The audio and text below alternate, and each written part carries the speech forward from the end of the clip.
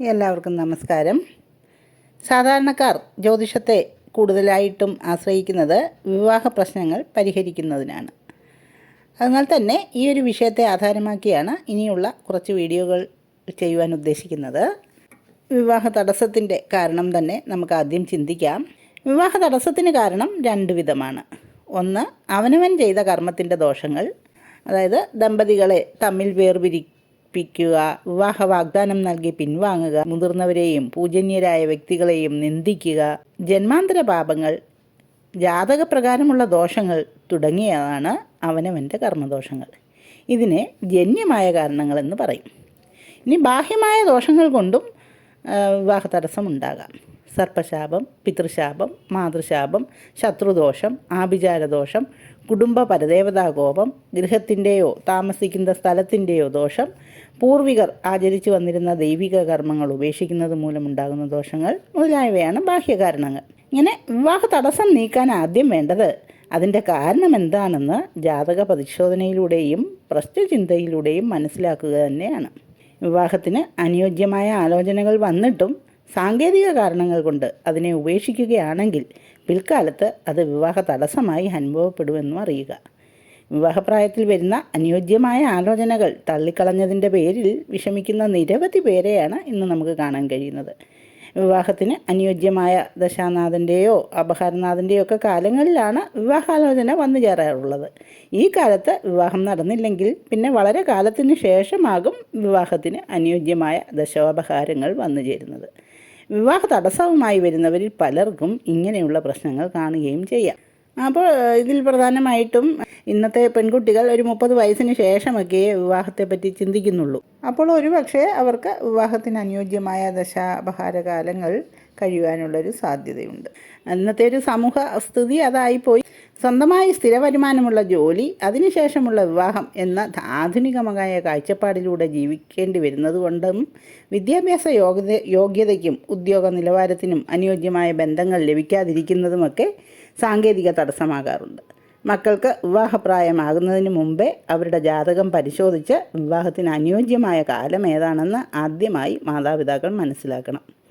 ജാതകപ്രകാരം ദാമ്പത്യ ജീവിതത്തെ സൂചിപ്പിക്കുന്നത് 7ാം ഭാവമാണ്. കളത്രകാരകനായിരിക്കുന്നത് ശുക്രനാണ്. കൂടാതെ ലഗ്നം 2, 4, 8, 12 എന്നീ ഭാവങ്ങൾക്കും ദാമ്പത്യ ജീവിതത്തിൽ സ്വാധീനമുണ്ട്. അപ്പം ദശാനാഥൻ അനിഷ്ടസ്ഥിതനായതുകൊണ്ട് ദശാനാഥൻ്റെയൊക്കെ അനിഷ്ടസ്ഥിതി കൊണ്ട് വിവാഹ തടസ്സം ഉണ്ടാകാം.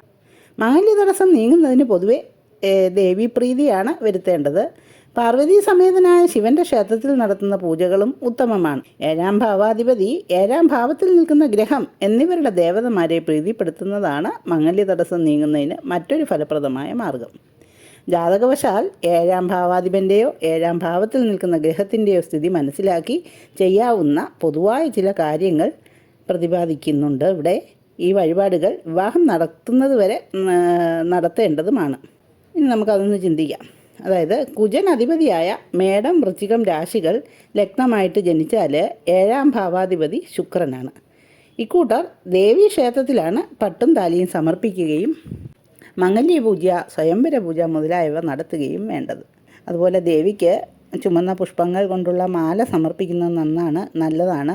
പായസം വഴിപാട് നടത്തുന്നത് നല്ലതാണ്. സ്വയംവര പുഷ്പാഞ്ജലി, കുങ്കുമാർച്ചന ഇവ നടത്തുന്നത് നല്ലതാണ്. വെള്ളിയാഴ്ചകളും കാർത്തിക, പൂരം നക്ഷത്രങ്ങളും ജന്മനക്ഷത്ര ദിവസവും ഈ വഴിപാടുകൾ നടത്തുന്നത് കൂടുതൽ നല്ലതാണ്. ഇനി ബുധൻ അധിപതിയായ മിഥുനൻ, കന്നി രാശി ലഗ്നമായി ജനിക്കുന്നവർക്ക് 7ാം ഭാവാധിപതി വ്യാഴമാണ്. ഇവർ വിഷ്ണു ക്ഷേത്രത്തിൽ ലക്ഷ്മീനാരായണ പൂജയാണ് ചെയ്യേണ്ടത്. മഞ്ഞപ്പട്ട് സമർപ്പിക്കുകയും തുളസിമാല ചാർത്തുകയും സഹസ്രനാമാർച്ചന നടത്തുക, കളഭം ചാർത്തുക, പാൽപ്പായസം നടത്തുക മുതലായവയൊക്കെ പരിഹാരങ്ങൾ തന്നെയാണ്. ജന്മനക്ഷത്ര ദിവസവും ബുധൻ, വ്യാഴം ദിവസങ്ങളും രോഹിണി, തിരുവോണം ദിവസങ്ങളും ഉത്തമമാണ്. ശുക്രൻ 7ാം ഭാവാധിപതിയായിട്ട് വരുന്ന തുലാം, ഇടവൻ രാശികൾ ലഗ്നമായി ജനിച്ചവർക്ക് 7ാം ഭാവാധിപതി കുജനാണ്. ഇവർ സുബ്രഹ്മണ്യ ക്ഷേത്രത്തിലാണ് പൂജ നടത്തേണ്ടത്. സുബ്രഹ്മണ്യ ക്ഷേത്രത്തിൽ പാൽ, പഞ്ചാമൃതം എന്നിവ അഭിഷേകം നടത്തുക, സുഗന്ധപൂക്കൾ സമർപ്പിക്കുക, നെയ്വിളക്ക് തെളിക്കുക എന്നിവയാണ് മറ്റ് പരിഹാരങ്ങൾ. വള്ളി ദേവയാനി സമേതനായിരിക്കുന്ന സുബ്രഹ്മണ്യ ക്ഷേത്രമാണെങ്കിൽ കൂടുതൽ ഉത്തമമായിരിക്കും. ജന്മനക്ഷത്ര ദിവസമോ വെള്ളിയാഴ്ചയോ കാർത്തിക, വിശാഖം, പൂയം നക്ഷത്രങ്ങളോ ഒക്കെ ഈ വഴിപാട് നടത്തുന്നതിന് ഉത്തമമാണ് താനും. ഇനി ചൊവ്വ ജാതകവശാൽ യുഗ്മരാശിയിലാണ് സ്ഥിതി ചെയ്യുന്നതെങ്കിൽ കാളിയെയാണ് പൂജിക്കേണ്ടത്.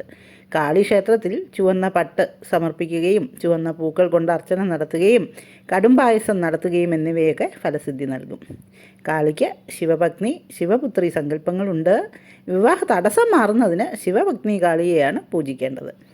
കർക്കിടകം, ചിങ്ങം രാശികൾക്ക് 7ാം ഭാവാധിപതി ശനിയാണ്. പൂർണ്ണ പുഷ്കലാസമേതനായ ഗൃഹസ്ഥാശ്രമിയായിരിക്കുന്ന ശാസ്താവിൻ്റെ ക്ഷേത്രത്തിൽ പൂജ നടത്തുക, നീലപ്പട്ട് സമർപ്പിക്കുക, പായസ വഴിപാട്, നെയ്യഭിഷേകം എന്നിവ നടത്തുക ഇവയൊക്കെ ഉത്തമമാണ്.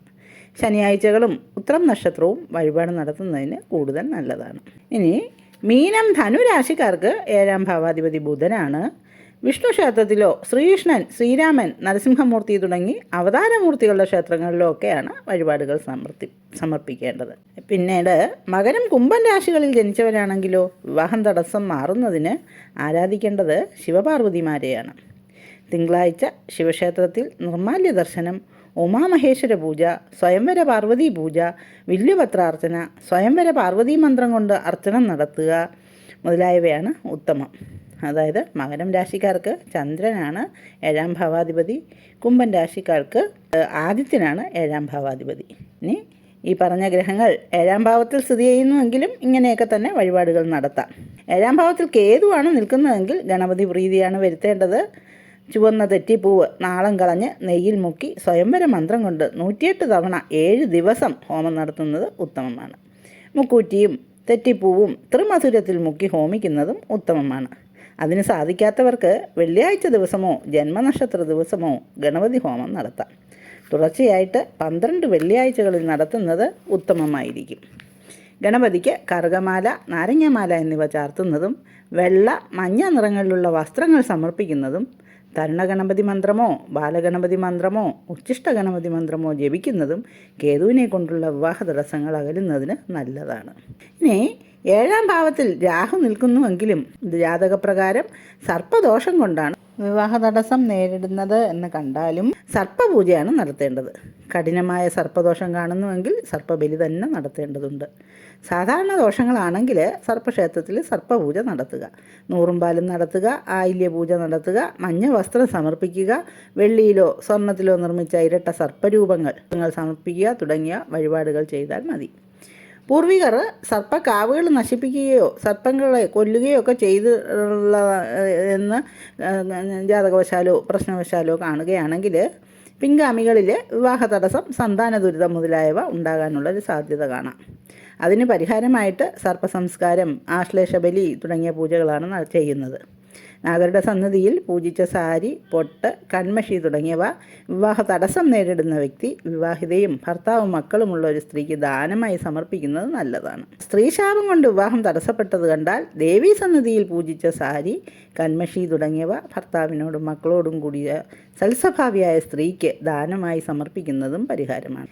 ഇനി ബ്രാഹ്മണശാപം കൊണ്ടാണ് വിവാഹ തടസ്സം നേരിടുന്നതെന്ന് കണ്ടാൽ വിഷ്ണു ക്ഷേത്രത്തിൽ പൂജിച്ച വസ്ത്രം ദക്ഷിണയോടുകൂടി ദാനമായിട്ട് സമർപ്പിക്കാവുന്നതാണ്.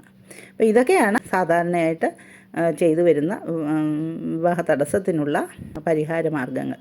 ഇനി അടുത്തൊരു വീഡിയോയിൽ കൂടി ഇതിനെ പറ്റിയ വിവാഹ തടസ്സങ്ങൾ മാറ്റുവാൻ പ്രത്യേകമായ സാന്നിധ്യമുള്ള ക്ഷേത്രങ്ങളുണ്ട്. അവയെ പറ്റിയുള്ള ഒരു വീഡിയോ അടുത്ത് തന്നെ ചെയ്യുവാമെന്ന് ഉദ്ദേശിക്കുന്നു.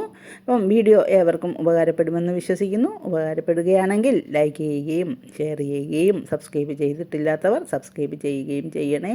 ജ്യോതിഷ സംബന്ധമായ നിങ്ങളുടെ സംശയങ്ങൾക്ക് എൻ്റെ വാട്സാപ്പിൽ ബന്ധപ്പെടാവുന്നതാണ്. നന്ദി, നമസ്കാരം.